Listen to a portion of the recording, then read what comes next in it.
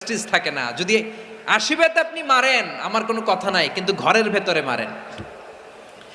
আব্দুর রহমানের ভাইয়ের সুপারিশ শুনে সাইয়েদনা আমর ইবনুল আস রাদিয়াল্লাহু তাআলা আনহু রাজি হয়ে গেলেন। ঘরের ভেতরে লোকচক্ষুর আড়ালে ৮০ বেত তিনি মানলেন।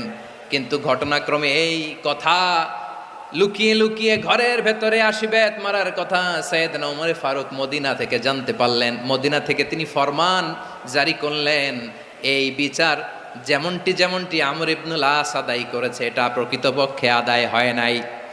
আসো সবাই মদিনায় আসো, আমর ইবনুল আস মদিনায় আসো, আব্দুর রহমানও আসো, সবাই আসো, জনসম্মুখে এই বিচার কার্যকর করতে হবে। সাইয়েদনা ওমর ফারুক মসজিদে নববীর পিলারের মধ্যে নিজের ছেলেকে বাঁধলেন, আবার জনসম্মুখে ৮০টা বেত তার গায়ের মধ্যে মারলেন। মাজমুয়ে ফাতাওয়া